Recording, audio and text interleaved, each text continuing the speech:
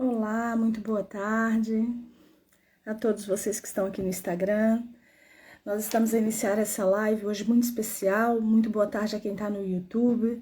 Essa live é especial porque ela vai dar continuidade ao assunto que foi abordado ontem, que é um assunto muito interessante, que muitas vezes não gostamos de ouvir, mas que certamente vai fazer grande diferença nas nossas vidas se aprendermos a lidar com ele. É muito importante nós, os pais, assumirmos o nosso papel. E nós estamos aqui justamente para falar sobre isso. E para transformar as vidas das pessoas que estão dispostas a mudar. Nós não temos todo o conhecimento de todas as coisas, nem eu, nem você, mas sabemos que nós muitas vezes precisaremos compreender que nós somos capazes de mudar, nós somos capazes de alterar o destino, mesmo que aparentemente seja tardio. Ontem nós falamos sobre uma coisa muito importante que se chama desresponsabilização parental e o impacto oculto que ela tem nas nossas crianças. Nós falamos tudo aquilo que acontece quando nós nos desresponsabilizamos da nossa função de pais e mães. E isso é mais comum do que imaginamos. E acontece de uma forma tão subconsciente e natural que nós nem nos damos conta.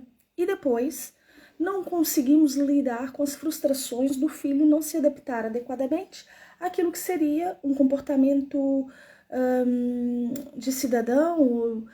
Percebem? A gente às vezes não compreende por que os nossos filhos não se adaptam. E às vezes eles não se adaptam porque nós não nos ensinamos que onde começa a liberdade do outro é onde termina a minha. Porque eu não dou esses limites em casa. E, por consequência, a criança vai ser penalizada. Então, ontem nós falamos sobre essa importância e teve uma frase que, para mim, foi muito significativa e que fala que a responsabilidade dos pais ela não é opcional. Ela não é uma opção. A gente não opta, não escolhe ser pai. A partir do momento em que você é pai, é um compromisso. É um compromisso de honra para com seus filhos. E criar os futuros líderes depende de nós. Criar aqueles que vão ser capazes de reescrever a história depende de nós. E se eu não ensino a essas crianças princípios e valores que vão lhe permitir discernir o correto do errado, não estou a dizer o bem e o mal, estou a falar, isso não pode não ser correto para alguns, mas será que aquilo que é correto para mim se prejudica o outro, de fato é correto? Se nós não ensinarmos as nossas crianças a fazerem essa separação, dificilmente elas vão conseguir ter uma vida de dignidade. Dificilmente elas vão conseguir conquistar aquilo que desejam. E se nós fizermos isso, possivelmente vamos fazer com que os nossos filhos reescrevam uma história com dignidade, uma história com bondade e uma história com conquista. Porque nós não vivemos só de bondade e dignidade, também temos que conquistar aquilo que são os nossos anseios e os nossos sonhos. E eu ontem tinha dito que seria muito importante nós buscarmos encontrar alternativas justamente para fugir dessa teia que é a desresponsabilização parental. E muitos pais, né, tentam e pensam que essa desresponsabilização é só por estar omisso quando a criança... não posso ir à escola, mas olha, mas eu dou sempre prendas, eu ontem falei sobre isso. E isso, meu filho fica feliz, é uma felicidade momentânea, aquele brinquedo depois já não é tão importante. As memórias que ele vai ter não é do brinquedo que ele ganhou, que era o melhor brinquedo do mundo, ele vai lembrar-se aqui. Aquele domingo à tarde, o meu pai estava em casa, mas nem olhou para mim. Ou então, naquelas viagens de férias, nós fomos, mas eu não estive com os meus pais não estiveram me dar atenção. E são essas as memórias que ficam. Eles não vão se lembrar dos brinquedos. Eles não vão levar em conta os brinquedos e essas coisas. Eles vão levar em conta aquilo que vocês apresentam, que nós fizemos por eles. Então, o que a gente faz para não cair nessa teia dessa desresponsabilização parental? Uma das coisas mais importantes que eu falo com os meus pais, com os meus alunos e tento praticar com a minha filha, por que eu digo tento? Eu também sou uma mãe amorosamente imperfeita. Não é todos os dias que eu consigo falar com a minha filha no tom adequado.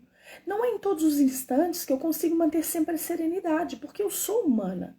Mas eu tenho um compromisso de todos os dias, em todos os instantes, Se eu sair daquilo que seria o adequado, ou seja, se eu perder a razão e falar um pouco mais alto, ou gritar, falar um pouco mais alto, gritar mesmo, eu tenho que ter consciência de que eu tenho que voltar ao início e tratá-la com respeito. Porque se eu quero respeito, eu tenho que dar respeito. Nós não podemos berrar, vamos por assim dizer, com os nossos filhos o tempo inteiro e esperar que os nossos filhos depois nos tratem com respeito e dignidade, porque eles não vão tratar, porque não foi isso que eles aprenderam conosco. Então, o que é que nós temos que fazer? Nós temos que praticar uma comunicação ativa. Essa comunicação ativa e aberta, ela permite que a gente encoraje no ambiente familiar que os filhos se sintam à vontade para falar conosco. Porque se o filho não nos fala nada, tá tudo bem, meu filho não me diz nada, mas também quando ele não diz nada, é não dizer absolutamente nada. Muitas vezes não diz se o dia foi bom, se o dia foi mal, não diz se tem medo, se não tem medo.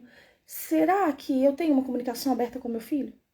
Não, não tenho. Se eu não consigo fazer com que o meu filho tenha atenção em mim, se eu não consigo fazer que o meu filho me conte sobre os dias dele, sobre os medos, sobre as preocupações, porque as crianças também têm, podem até parecer tolas, mas as crianças também têm preocupações. Elas podem se preocupar porque o amigo da escola parou de falar com ela, porque ela pegou a bola e nós achamos que aquilo é ridículo, mas não é. Naquela idade, é a preocupação que a criança tem. Nós não temos o direito de tirar dela a humanidade dela. É um ser humano, ela vai se preocupar com as relações com os pares. E se eu tirar isso dela, eu não posso querer que ela seja um adolescente ou um adulto que se preocupa com as relações com os pares. Nós temos que ter atenção a isso. Não desvalorizem as preocupações e os medos da criança, mas também não sobrevalorizem as preocupações e os medos. Percebem? A gente tem que sobrevalorizar as coisas boas, mas não podemos subvalorizar as coisas ruins. Temos é que ajudá-los a lidar com essas coisas para que eles possam evoluir, senão eles não evoluem, eles dependem de nós para isso. Somos nós é que fazemos esse papel. Não é a professora da escola, não é o treinador de desporto, não é a professora de dança, não é o professor de música, não é a catequese, não é a igreja, somos nós. Não é a sociedade, somos nós. A nossa pequena sociedade, que é a nossa família.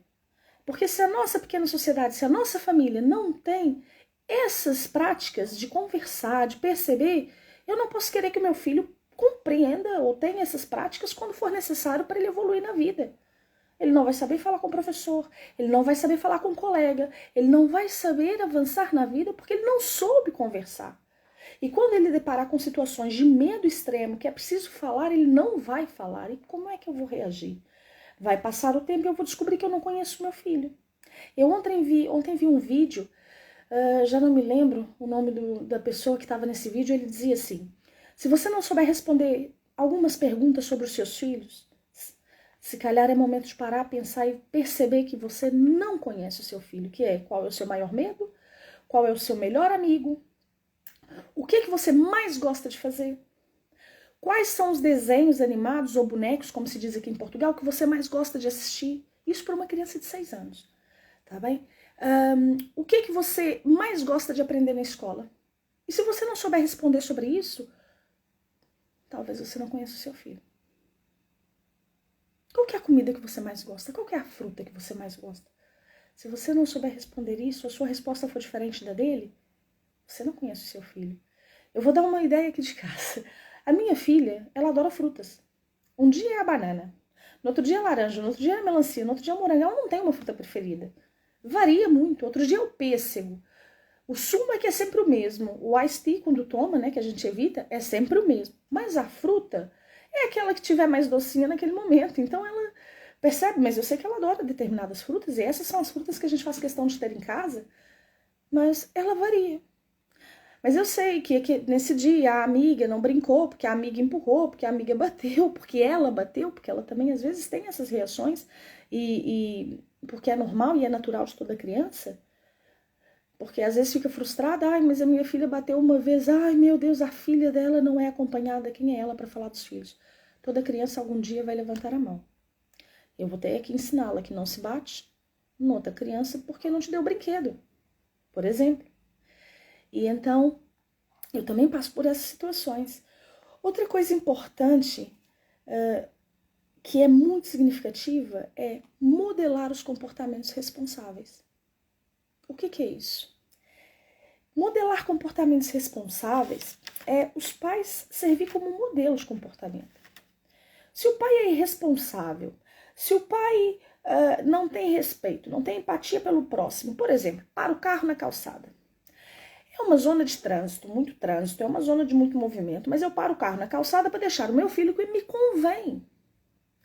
Que modelo é esse de responsabilidade?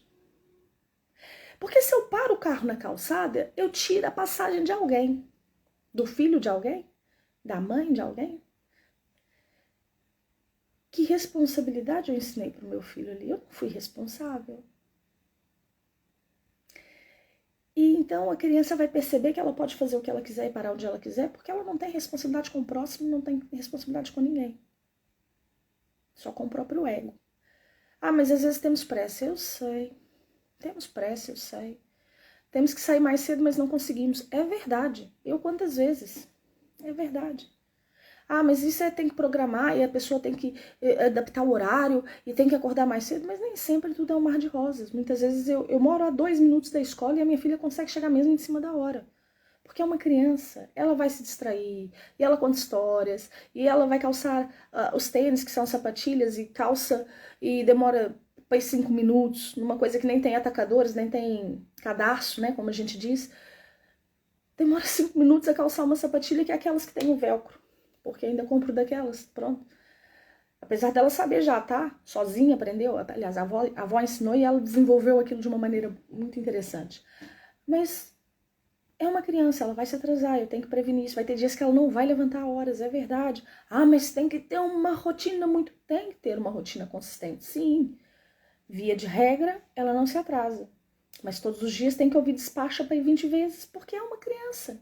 Outros dias eu... Ok, vamos com calma, não vou, porque não me adianta estressar com ela logo pela manhã. O que eu quero que ela leve pro dia? Um dia de cansar, já sair de casa tensa, ansiosa? Para quê?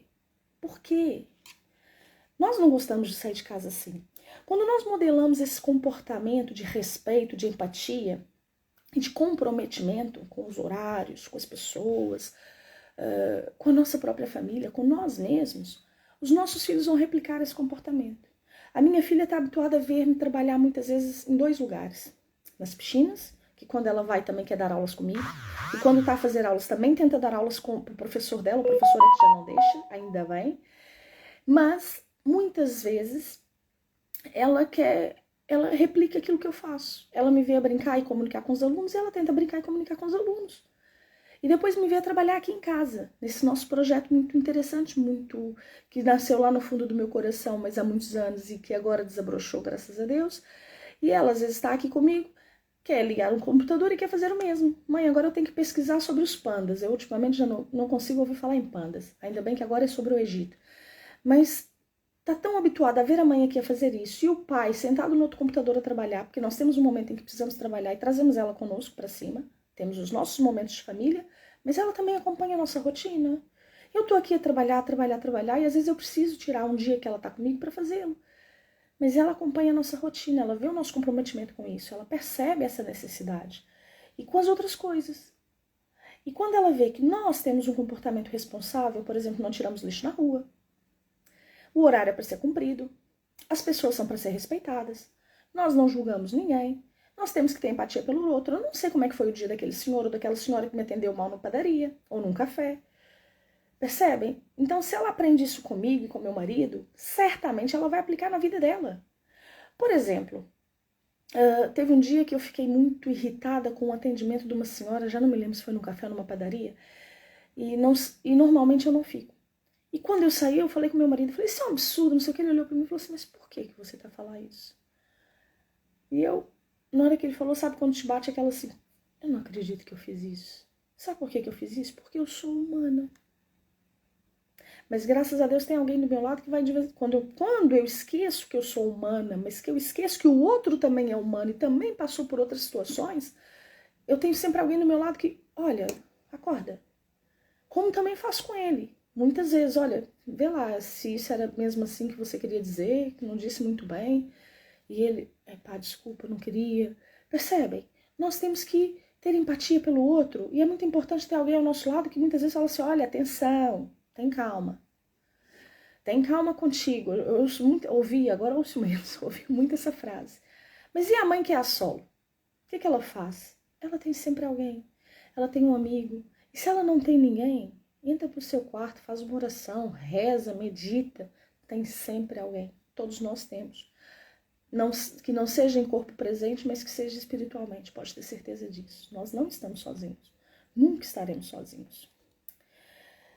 Outra coisa que é muito importante para a gente fugir dessa desresponsabilização. Perceberam que a desresponsabilização se trata do papel dos pais, os pais serem presentes na vida dos filhos como for possível, porque a gente trabalha muito. É promover a responsabilidade própria. É muito importante a criança perceber que quando ela assume a responsabilidade pelos próprios atos, ela certamente vai ser, mesmo que seja algo errado, eu falei, não faça, e a criança fez. Mas vale a criança dizer, olha, eu fiz, e assumir a responsabilidade pelo que fez, não é? Do que fugir, omitir, dizer, não, não fiz, não sei, não faço ideia. As coisas partem se ninguém sabe. Eu, às vezes, lá vou eu fazer outro relato, eu, às vezes, fico um bocado frustrada que eu viro e falo, mas quem partiu isso? Não sei. Ninguém partiu. Ninguém. Geralmente eu sei quem não partiu. E fica em dúvida entre quem partiu. Mas quem partiu é sempre o primeiro a dizer, não faço ideia. Mas às vezes é porque esquece mesmo. Mas acontece, muitas vezes. E a gente não pode, ou então fala assim, quem partiu? Foi tal pessoa. E eu tenho certeza, mas tal pessoa nem usa isso. Mas foi. E eu, ok, então pronto. A facilidade de responsabilizar os outros, isso não. A minha filha não costuma fazer isso. De vez em quando lá solta uma ou outra, foi o vô, foi a avó. E eu falo assim, tem certeza? Se o brinquedo é seu, você brincou, quem brincou foi você, foi o vô, foi a avó? Afinal não, mãe, afinal fui eu. Porque eu preciso ensinar a minha filha valores e princípios. Eu preciso ensinar para minha filha que se ela parte alguma coisa, é ruim, é. Ela vai ser penalizada? Depende da situação. Não é partir uma coisa porque estava a brincar, não teve atenção, jogou para o alto, caiu. Claro que vai ser responsabilizada e possivelmente penalizada por isso de alguma forma. E penalizar não necessariamente é ficar de castigo. O penalizada pode ser, vai te sentar, faz ali alguma ficha, faz as letras, faz os números. E isso para ela não é bem ser penalizada. Eu falei assim, olha, vamos lá fazer uma atividade para acalmar. Eu não estou usando isso como penalização. Mas vamos lá fazer uma atividade para acalmar a sua cabeça. E assim, tu acalmas, depois volta aquela brincadeira. E ela vai fazer atividade. Outras vezes é mesmo, agora senta-te ali e vai pensar no que fizeste, porque não era para fazer dessa forma. Eu já tinha dito, eu tinha pedido e não ouviste a mamãe. E ela vai lá, senta, com trombas, porque é criança e é normal e vai fazer e vai testar limites. Depois passa.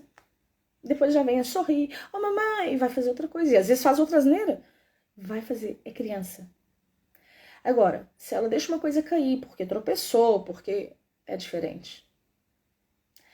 E é isso que eu preciso que vocês percebam. Nós vamos falhar, mas se nós ensinarmos as coisas aos nossos filhos, certamente eles vão se espelhar nelas. Principalmente essa parte da responsabilidade própria. Quando eu faço algo e eu reconheço que eu errei, que não era daquela forma, eu digo logo, olha, peço desculpa, não era isso.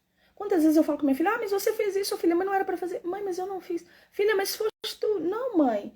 E de repente, por exemplo, alguma coisa que some. Não, filha, e de repente eu acho aquilo num lugar que eu sei que só eu poderia ter colocado. E eu chego, filha, peço desculpa, a mãe se enganou, olha, tá aqui, foi a mãe.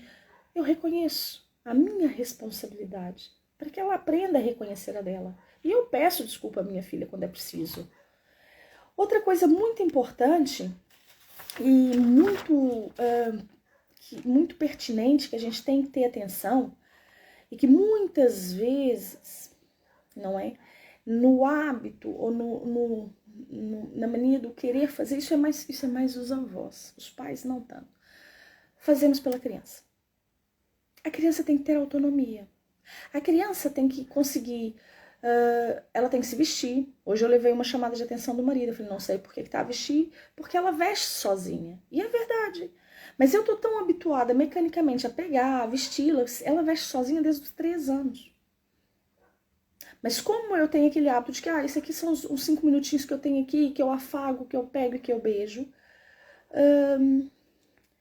então eu acabo por usar e abusar um pouquinho daquele tempo, que não deveria ser dessa forma, é verdade, ela veste sozinha. Então, se eu pratico autonomia, se eu ensino a criança a ter autonomia, ter tarefas, né, guarda os brinquedos, agora lava os dentes, olha, estende a sua cama, olha, ajuda a mãe a estender a cama, guarda os teus sapatos. A criança começa a perceber que a autonomia é um misto de responsabilidade e reconhecimento das capacidades. Porque se ela tem a responsabilidade de estender a cama dela, por exemplo, ela reconhece que ela tem responsabilidade, mas quer dizer que ela cresceu. Essas pequenas coisas, olha, busca o seu prato, põe a mesa, põe os talheres, pega os guardanapos, distribui os guardanapos, isso tudo que a gente acha que é tão pouco, transforma a vida deles, porque eles se sentem grandes, eles se sentem espetaculares. E se nós fizermos isso, certamente nós vamos evitar e impedir que os nossos filhos e nós caiamos nessa teia da desresponsabilização. Porque eu estou ali criar um vínculo com meus filhos, com os nossos filhos, e esse vínculo vai permitir que a gente consiga assumir as rédeas da criação e da formação do caráter da criança de uma forma real, não de uma forma fictícia, que a gente anda para ir, a pôr de castigo, bater e empurrar, e acha que isso vai resolver as coisas e não vai. Ou então, andamos aqui a pedir os professores para fecharem os olhos. Quando os filhos faltam à escola ou não fazem as atividades, de forma recorrente, não estou dizendo vez por outra vão faltar, vez por outra não vão fazer atividade, vez por outra vão se atrasar, vez por outra vão com as unhas sem cortar. Acontece.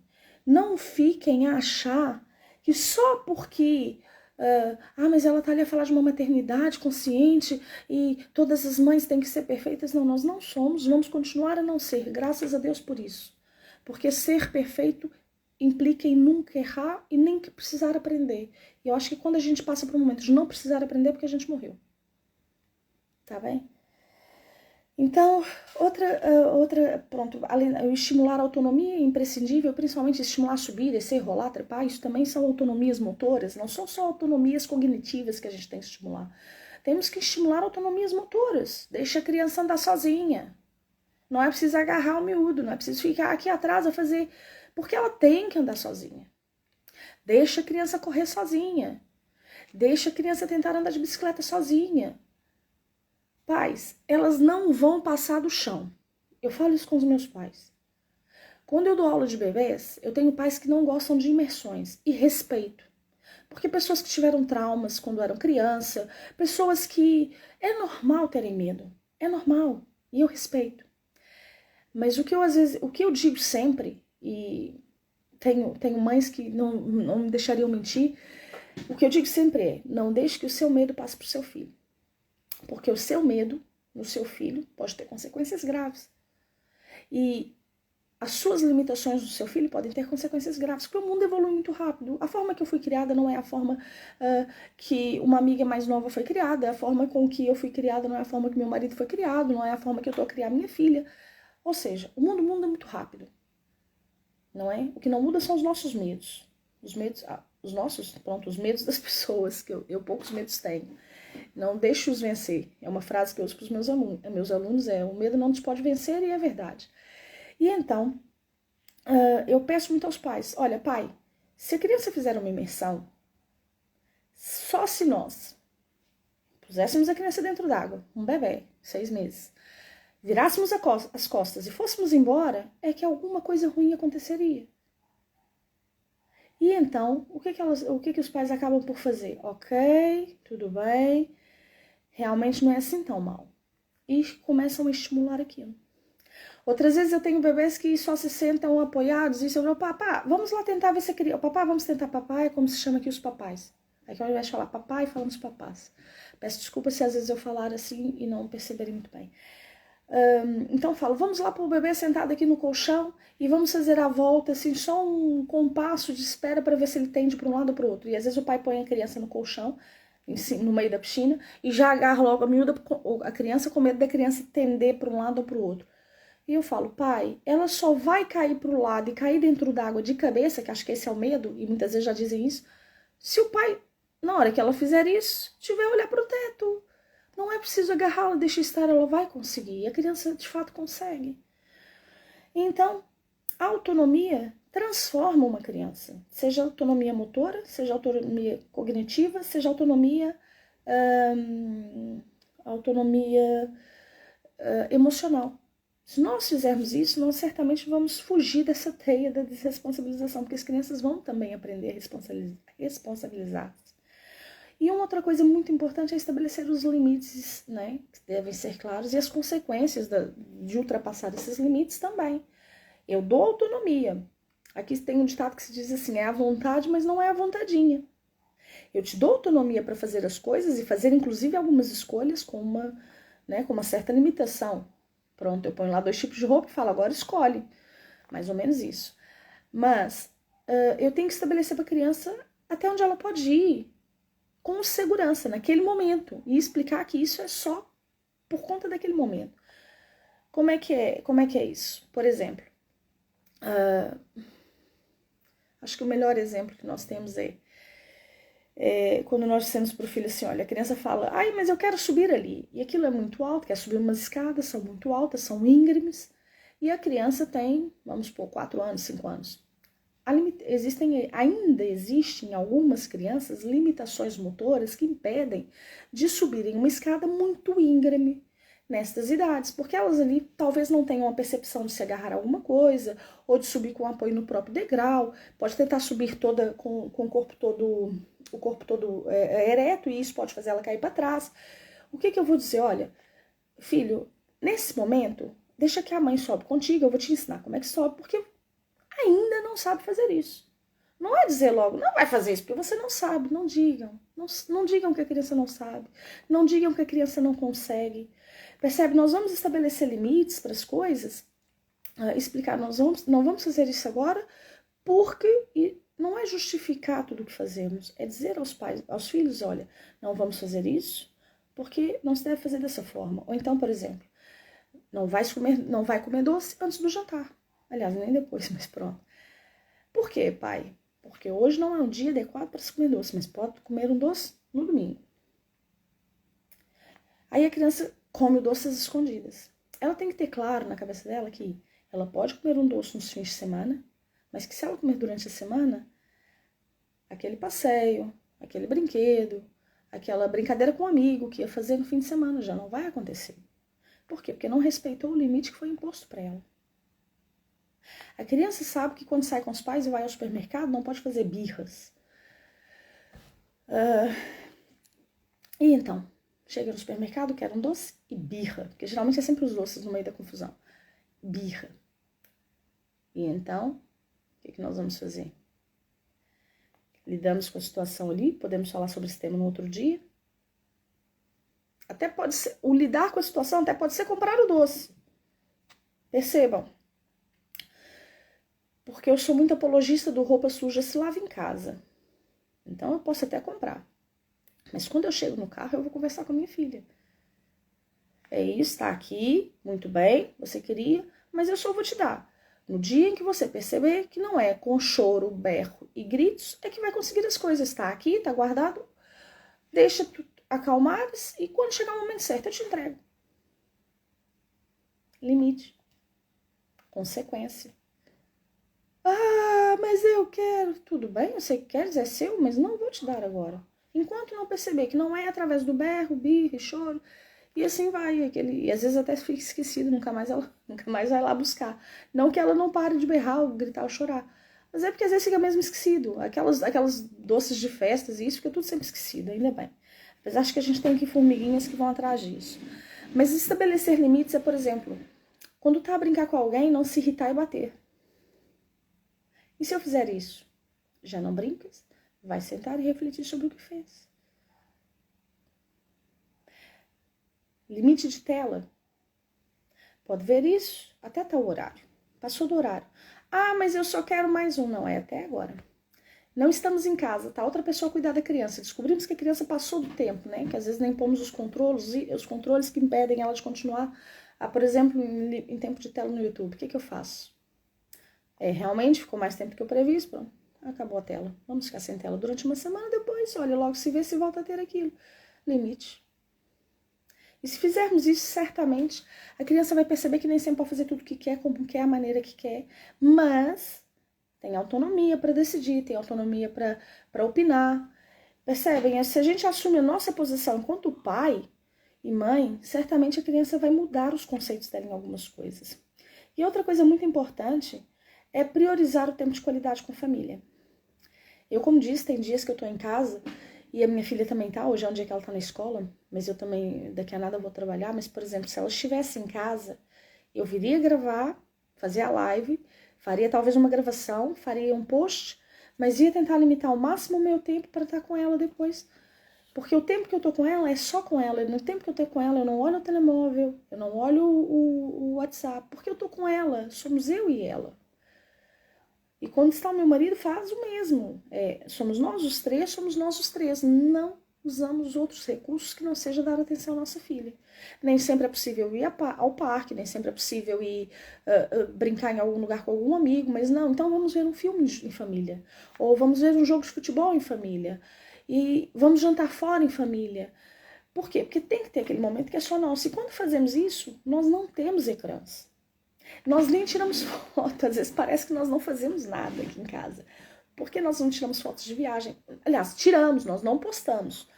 Não costumamos postar, é nosso jeito de ser e estar. Mas muitas vezes, quando estamos com elas, eu te liguei, falei, olha, desculpa, mas a gente foi jantar com a minha filha, com a nossa filha, a gente foi ver um filme com a nossa filha. A gente tem aqueles horários que são nossos, não adianta. A não ser que seja, por exemplo, a avó que mora no norte, alguma coisa, aí sim, aí para tudo, porque pode ser uma coisa muito importante, ou se calhar os padrinhos, mas fora isso, não é escusado ligar, que a gente não vai atender, porque o tempo dela é o tempo dela. Raramente, quantas vezes eu vejo meu marido receber chamadas de trabalho e fala, depois eu ligo. E liga, ele espera, terminamos de almoçar, já tô naquela fase do posto, tenho ali uma pausa de 5 minutos que é pra mim, pra ver alguma coisa, ele vai lá, resolve o que tem pra resolver e volta. Né? Porque em função do trabalho, ele tem a responsabilidade com o trabalho dele, como eu tenho que ter com o meu. Eu muitas vezes tenho que responder a minha coordenadora, tenho ali aquele tempinho seguro, agora eu vou ali tratar disso e volto. É isso que não é, porque também não deixamos as pessoas à espera. E depois o que é muito importante? Esse tempo de qualidade é estar presente. Não interessa se você vai para o Havaí, né, que é como se diz aqui o Havaí, ou para o Havaí, ou se você vai ficar só na sua sala ver filme. O que importa é estar presente. Não vamos ver filme, vamos colorir, vamos pintar, vamos desenhar, vamos cuidar do jardim, vamos fazer uma horta, vamos passear os cães, vamos brincar os cães. Isso é tempo de qualidade com a criança. Vamos jogar um jogo, sim, um jogo eletrônico na PlayStation. É normal, façam isso, cria memórias, isso cria memórias. Estar presente cria memórias. E a última coisa que eu acho muito, muito, muito, muito, muito importante. Promover um envolvimento ativo. Isso que eu falei parece envolvimento ativo, mas não, isso estar presente, o priorizar tempo de qualidade não é a mesma coisa que envolvimento ativo. O que é envolvimento ativo? É tentar uma vez ir à escola da criança naqueles eventos que tem de família. É tentar uma vez, porque tem pais que não têm essa possibilidade, não têm esse privilégio, mas que uma vez vá ver o filho na atividade física que ele faz. Eu falo disso até hoje, às vezes eu falo e eu ouço assim da minha mãe, mas é porque nunca dava. Eu fui uma pessoa que nadou 16 anos, os meus pais nunca me viram nadar, nem mesmo no meu treino. Nunca. Eles nem sabem se eu sei nadar, pra ser sincero, eu podia dizer que sei e não saber. Mas isso foi, durante muito tempo, uma dor que eu tinha comigo. Era mesmo uma dor. Porque, poxa, não custava eles tirarem, eu estava tão perto do lugar onde eu nadava, não custava eles irem. E durante muito tempo isso foi uma dor que foi tratada. Mas nem sempre as crianças conseguem tratar as coisas. E a criança pode levar aquilo para você, meu pai não liga para mim. O pai faz todo o resto, mas nunca tirou um tempo para vê-lo numa atividade da escola, ou numa atividade de balé, de dança, de esporto. Nós temos que tirar um tempo. Essa participação ativa é justamente isso, nos envolver nos projetos em que eles estão envolvidos. É disponibilizar o nosso tempo para os projetos em que eles estão a participar, porque se nós fizermos isso, nós fazemos diferença. E certamente o nosso filho vai ter memórias, vai ter princípios e vai ser uma pessoa mais plena, mais realizada, mais feliz. Eu vou ser muito sincera, o Estado também até tem uma cota parte, né? A sociedade até tem uma cota parte quando nos permite projetos em que a gente pode ir à escola dos filhos. Eu ontem passei o dia na escola da minha filha. Meu marido não pôde ir, mas ele já foi num evento desse comigo, ele tirou o dia de férias e foi. Então, o Estado também pode promover essa parte, mas a participação do Estado nessa história do responsabilidade com os filhos é tão pequenina. Porque se for para dividir isso por valores, eu acho que é tipo 80% são os pais, 10% é o Estado e 10% é a sociedade. E nós fazemos diferente. 90% é Estado e sociedade, só 10% é que eu quero de responsabilidade em criar o caráter do meu filho. E não pode ser assim. Não somos nós que cobramos do professor que o filho teve nota ruim. Nós cobramos do filho porque a nota dele foi ruim. Não é o professor responsável por isso. Não é o treinador de futebol que é responsável, a não ser que você vá lá e o treinador, em vez de dar treino pro seu filho, tá lá olhar pro teto. E realmente eu concordo. Pro teto não, pro céu, né? Porque futebol é em aberto. Percebe? Uma coisa é, eu vejo os treinos do meu filho, o treinador não dá nada, não faz nada, eles ficam lá a brincar com a bola. E realmente, talvez justifique um questionamento e não uma afronta. Mas fora isso, de quem que é a responsabilidade? Se calhar do seu. Ou então, vai ver o filho no futebol e o filho tá o tempo todo a brincar. O tempo inteiro. Porque tem um momento da brincadeira, é importante, é indispensável. E eu digo isso aos meus alunos. E tenho alunos muito pequeninos, dos 3 aos 6 anos, que às vezes falam assim, olha, vamos fazer uma coisa agora e brincamos já? Então, às vezes fazemos uma atividade, brincamos, outro dia só brincamos. E aí, nas brincadeiras, introduzo aquilo que considero serem pertinentes para a natação e importantes. Outros dias consigo dar uma aula brutal, espetacular, sair dali me sentindo assim, tipo uma mulher maravilha. Outro dia saio dali e ia pensar, puxa, não consegui fazer nada, não fizeram nada. Mas divertiram-se. E às vezes eu falo com os pais, há dias assim, pais, que eles vão vir para aqui, eu vou tentar fazer tudo, como se diz, 6 por meia dúzia, e eles não vão se integrar na aula. Mas tá tudo certo. Ainda assim tá tudo certo. Eu gostaria de vos pedir uma coisa. Se você conhece alguém que passa por uma situação parecida, que não sabe como dar a volta a isso, manda esse vídeo para ele. Esse vídeo vai estar, essa live vai estar aí a passar durante 24 horas, mas vai estar nos meus reels. Vale a pena enviar isso para um conhecido. Aliás, nem que esteja a passar por isso, conhecimento não ocupa espaço. Então passa isso para as outras pessoas. Sigam a nossa comunidade no Instagram, sigam aqui no YouTube, subscrevam o nosso canal e participem, façam perguntas, porque eu tenho certeza, digam o assunto, olha, eu gostaria de saber mais sobre determinado assunto. É como eu disse, se eu não souber, nós vamos procurar. Se for preciso, estudo mais, se for preciso, sondo mais profissionais, trago os profissionais para falar, porque nós podemos criar um futuro perfeito para os nossos filhos. Quando eu digo perfeito, é no sentido de um futuro pleno, feliz, em que, independente da situação do mundo lá fora, eles vão saber onde estão seguros. Independente daquilo que o governo deixa de dar ou não, eles sabem que aqui eles estão seguros. Aqui é o lugar deles, conosco. E quando for a hora deles se afastarem de nós, eles vão com a convicção de que vão fazer da vida deles, da família deles, um lugar seguro. E vão se responsabilizar pelas atitudes. E isso, como consequência, vai fazer deles adultos vencedores, filhos vencedores, que conquistam os seus sonhos, que fazem as coisas acontecerem e que dão volta à própria história. E não aceitam desistir daquilo que acreditam. Eu vos agradeço. Eu mais uma vez passei o limite do meu tempo. Muito obrigada. Que tenham um resto de semana muito bom. Tá chegando o fim de semana, amanhã vai ser um dia muito especial, vou conhecer uma amiga muito especial. Então, vocês que seguem a comunidade, aproveitem o fim de semana, aproximem-se das pessoas que vocês gostam, das pessoas que fazem diferença na vossa vida, deem valor, estejam com os vossos filhos, deem valor àquilo que é realmente importante, a nossa família, Deus ou o que quer que você acredite, cada um com a sua espiritualidade, mas saibam que se nós dermos valores às coisas certas, às pessoas certas, às situações certas, nós vamos ser abençoados grandemente. Uma excelente quinta-feira. Não esqueçam, subscrevam o nosso canal no YouTube, sigam-nos no Instagram e participem da jornada da gravidez inesquecível. Para quem está grávida, enviem para as suas amigas, para aquele familiar, e não se esqueçam de nós.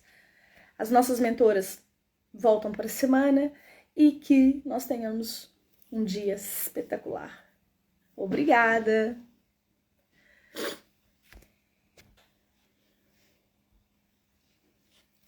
Ah, tava acordado.